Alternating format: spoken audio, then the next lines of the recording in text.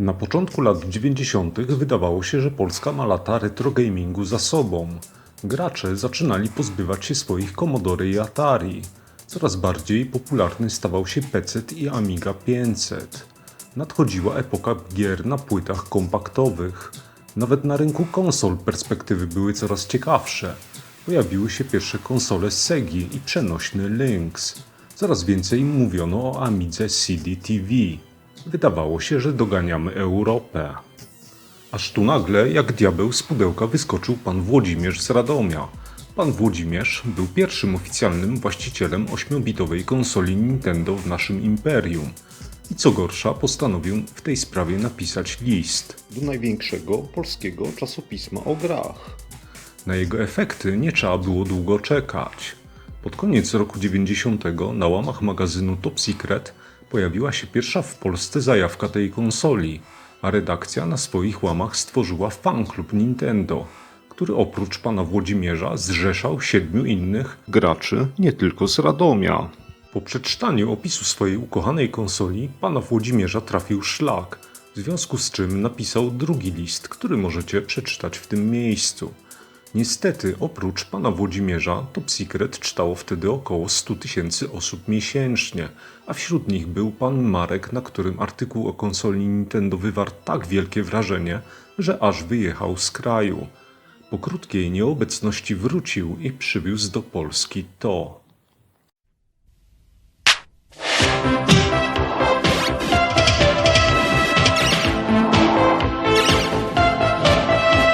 Rodzinna gra komputerowa. Pegasus Family Game. Prezentacja tego cudu techniki wywarła wielkie wrażenie na liczącym już wtedy 10 osób klubie Nintendo. Przestali pisać listy do Top Secretu, zeszli do podziemia i zaczęli organizować ustawki z fanami konkurencyjnej Segi. Importowany z nieodległej przyszłości Pegasus, będący w istocie chamską podróbką Nintendo, trafił do sprzedaży tuż przed okresem świątecznym i zaczął sprzedawać się tak dobrze, że tym razem szlak trafił właścicieli komisów rowerowych i zegarmistrzów, którzy zaczęli tracić klientów. Postanowili oni, że napiszą list w tej sprawie do samych najjaśniejszych władz naszego imperium. Skutkiem tego listu było rozpoczęcie prac nad pewną ustawą, ale o tym kiedy indziej. Dla mnie istotne jest to, że od 1992 roku w Europie dostępna była w sprzedaży dużo lepsza 16-bitowa konsola Nintendo. Jednak biorąc pod uwagę, że rynek polskich konsol został zdominowany przez pochodzącego z początku lat 80. klona NES-a, nikt nawet nie próbował jej sprowadzać do Polski, bo u nas wszyscy grali w tanki i kaczki. Retro gaming powrócił do łask, a ja w żadnym z ówczesnych czasopism nie mogłem znaleźć recenzji Breath of Fire na Super Nintendo.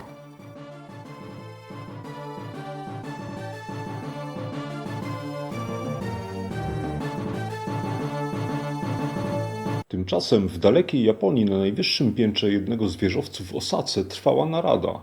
Przy ogromnym stole siedziała grupka potomków samurajów, a z ich szlachetnych obliczy biła duma, jak i troska. Dumni byli z dokonań firmy, w której pracowali, a troska brała się z faktu, że mimo iż naradzali się od dobrych kilku godzin, nikt nie był w stanie przedstawić pomysłu, dzięki któremu mogliby zarabiać jeszcze więcej hajsu. Założyciel Capcomu, Tsutsimoto Kenzo, zaczynał od sprzedaży automatów z watą cukrową do jedzenia i dystrybucji maszyn Patinko do hazardu, jednak szybko doszedł do wniosku, że dobrze będzie wejść w rynek maszyn arcade do grania w gry wideo. Już w 1984 roku pojawił się pierwszy automat z grą Vulgus, a chwilę później gra 1942, w której celem graczy było zniszczenie Tokio. Japończycy byli zachwyceni, ale jeszcze bardziej gra spodobała się w USA i stała się prawdziwym hitem. W 1987 roku zaprezentowano automat z grą Street Fighter, który mimo dziwacznego sterowania szybko zdobył szczyty list najbardziej dochodowych tytułów w Japonii. Rok później do salonów trafił Forgotten Worlds, będący pierwszą grą na nowej arcade'owej platformie, zwanej Capcom Play System, która była udaną próbą unifikacji płyt systemowych. Do tej pory bowiem każdy automat z grą był tworzony na sztukę od zera. Pozwoliło to znacznie ograniczyć koszty produkcji, ale też przyspieszyć proces projektowania gier. Sukces, jaki odniósł Street Fighter, spowodował, że już 2 lata później miała pojawić się jego kontynuacja, jednak w ostatniej chwili kompletnie przemodelowano schemat rozgrywki i do salonów trafił jeden z najlepszych beat'em upów w historii, czyli Final Fight. Swoją drogą, Final Fight był pierwszą grą Capcomu, w którą miałem okazję zagrać. Gdzieś na początku lat 90. w salonie gier w Świnoujściu, kiedy to czekałem na opóźniony pociąg ze Świnoujścia do mojego rodzinnego miasta. Grafika wydawała mi się wręcz fotorealistyczna, a tempo rozgrywki zwalało z nóg. Chyba wtedy zacząłem sobie uświadamiać, jaka jest przepaść technologiczna pomiędzy grami na automatach, a ich konsolowymi odpowiednikami. Capcom mocno inwestował w ekskluzywne gry na 8-bitową konsolę Nintendo. Pozyskał także licencje od Disneya. Chip and Dale, Mała Biała Syrenka czy DuckTales sprzedały się w ilości ponad 1 000 000 egzemplarzy na całym świecie. Wracając do spotkania w Osace, był początek 91, czas rozliczeń za poprzedni rok. Według lokalnego miesięcznika GameSto najlepiej zarabiającą grą arcade był wydany na Capcom Play System Final Fight, który został bardzo wysoko oceniony także przez czytelników dwutygodnika Game Machine. Jeśli zaś chodzi o gry na konsolę, na szczycie był Mario World od Nintendo, za nim Dragon Quest IV od Chuno Softo i Final Fantasy III wyprodukowany przez Square, a dalej dopiero na 4. miejscu konwersja Final Fight na domowe systemy. Jednak na członkach zarządu Capcomu wrażenie robiło co innego.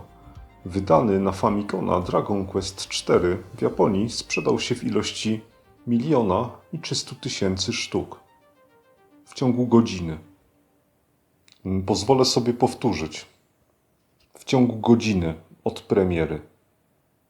Podobnie było z poprzednią grą z tej serii, kiedy to kilkukilometrowe kolejki kompletnie sparaliżowały Tokio. I wtedy na spotkaniu pojawił się człowiek, który stwierdził, że stworzy dla Capcomu RPG, jakiego jeszcze świat nie widział. Zarząd nie zastanawiał się ani chwili. Szybko uruchomiono potrzebne fundusze, przydzielono najlepszych pracowników i projekt wystartował. Człowiekiem, który rzucił wyzwanie największym producentom gier fabularnych, był Fujiwara Tokuro. Jego pierwszymi grami był Puyen i Rock'n'Roll dla Konami. Jednak szybko zdecydował, że chce pracować w Capcomie i od 1984 roku był związany z praktycznie wszystkimi produkcjami w tej firmie. Co ważne, był producentem Destiny of an Emperor, opartego na faktach historycznych strategicznego roleplaya.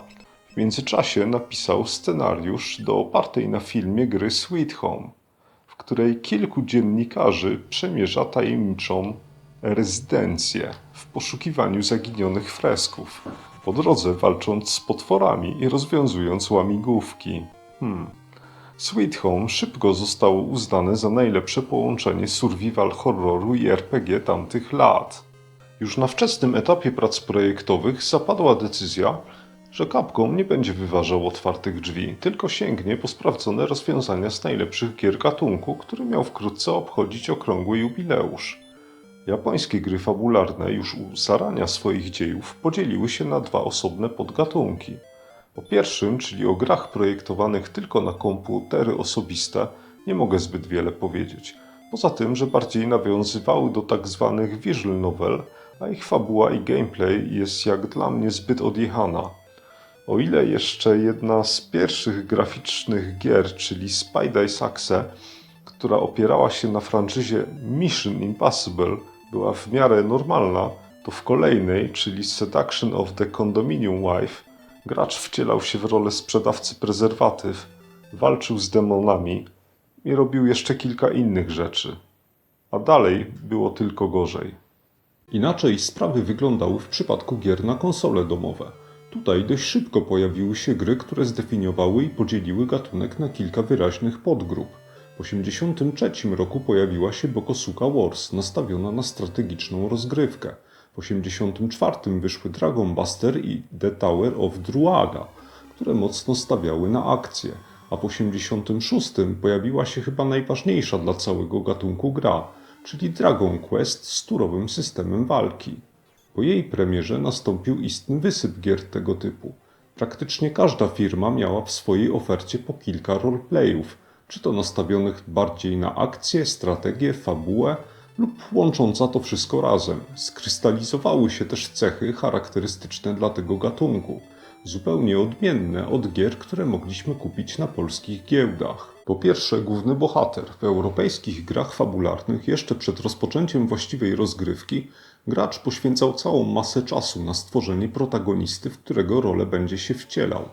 Musiał określić jego klasę, pochodzenie, wygląd i rozdzielić punkty, które określały poszczególne atrybuty. W JRPG dostajemy gotowego bohatera, który ma najczęściej 16 lat, mocno jaskrawe włosy i co najwyżej możemy zmienić jego imię. Proste. Podczas podróży gracz napotyka całą masę innych postaci, które mogą do niego dołączyć i w miarę upływu czasu poznajemy ich heroiczną i najczęściej mroczną historię. Świat to przeważnie fantasy nie nawiązujące do czasu rzeczywistego. Posiada on własną epokową historię i własne zasady, choć pojawiły się odstępstwa od tej reguły, jak Megami Tensei. Teoretycznie jest on otwarty, ale tak naprawdę poszczególne jego elementy są odblokowywane wraz z postępem gry, na przykład poprzez zdobycie statku pływającego czy latającego lub wieloryba. Fabuła jest najczęściej mocno liniowa. Poznajemy ją poprzez bardzo rozbudowane dialogi między postaciami. Brak tu jakiegoś narratora. Będziemy ratować świat lub naraz kilka od zagłady praktycznie zawsze. Musi być spektakularna na maksa. Dobrym czy może złym przykładem jest tu seria Final Fantasy. Po 20 minutach gry w jedną z pierwszych części musiałem sięgnąć po książkę kucharską, aby dojść do siebie, a i tak przy czytaniu przepisu na mielone czułem się niesamowicie podniośle. W połowie rozgrywki musi pojawić się twist, który sprawi, że cała fabuła stanie na głowie. Źli okażą się dobrymi i na odwrót. Pod koniec gry pojawia się drugi lub trzeci twist, który znowu wszystko zmieni, ale i tak dobro zwycięży. I w taki setting celował zespół pracujący nad Breath of Fire. Ponieważ był to pierwszy tak duży projekt Capcomu, postanowiono zrezygnować z wszelkich udziwnień i trzymać się szlaku wyznaczonego przez Dragon Quest. W czerwcu 1991 roku na łamach tygodnika Famitsu pojawiła się zapowiedź i szkice koncepcyjne z gry. Breath of Fire został wstępnie zgłoszony do organizowanego przez gubernatora Suzuki Shinichiego konkursu na kompletne sparaliżowanie Tokio w dniu premiery gry w kategorii RPG. Druga edycja konkursu wystartowała w środę 21 listopada 1990 roku wraz z premierą Super Famicoma i wzbudziła spory entuzjazm wśród mieszkańców stolicy. Wielu Japończyków z tej okazji wzięło L4 i ustawiło się w gigantycznych kolejkach do sklepów. Kiedy rozeszła się wieść, że Nintendo, obawiając się Yakuzy, dostarczyło w tajemnicy do sklepów jedynie 300 000 pudełek z konsolami, ludzi trafił szlak i na ulicach rozpętało się piekło. Samych preorderów na Super Famicoma było 1,5 miliona. Cesarz Japonii, który od początku podchodził nieco sceptycznie do konkursu, grzecznie poprosił wszystkich producentów o organizowanie premier gier i sprzętu w weekendy. 21 grudnia tego samego roku Capcom próbował swoich sił w kategorii beat'em up z konwersją Final Fight na Super Famicoma, ale przedświąteczne Tokio i tak było zawalone choinkami, pandami i ludźmi szukającymi prezentów oraz tradycyjnego wigilijnego kurczaka. W lipcu 1991 roku pojawia się Final Fantasy IV i w kilka godzin sprzedaje 200 000 kartridży, powodując niezłe spustoszenia, ale Square w kategorii RPG dopiero się rozkręca. W czerwcu 1992 roku Capcom staje w szranki w kategorii bijatyk z konwersją Street Fighter 2, powodując duże utrudnienia. W ciągu 2 tygodni sprzedają 1 milion egzemplarzy. 27 września, w niedzielę 1992 roku, od samego rana ulice stolicy zawalone są ludźmi stojącymi w 5-kilometrowych kolejkach do sklepów. Panuje totalny chaos. Sprawcą tego zamieszkania jest Chunsoft i ich najnowszy RPG Dragon Quest V. W ciągu jednego dnia gra sprzedaje się w ilości 1 300 000 egzemplarzy. przy okazji doprowadzając do znaczącej podwyżki cen Super Famicoma. Pod koniec tego samego roku do akcji wkracza ponownie Square. 900 000 sprzedanych egzemplarzy w ciągu paru godzin i długie kolejki do sklepów. Tak debiutuje 5. odsłona serii Final Fantasy. Na początku 1993 roku Capcom uruchamia kampanię reklamową Breath of Fire. Najpierw w prasie, a później w telewizji. Grę promuje manga i teledysk z japońską gwiazdą rocka. Wreszcie po ponad 2 lat prac 4 kwietnia 24-megabitowy kartridż trafia do sprzedaży.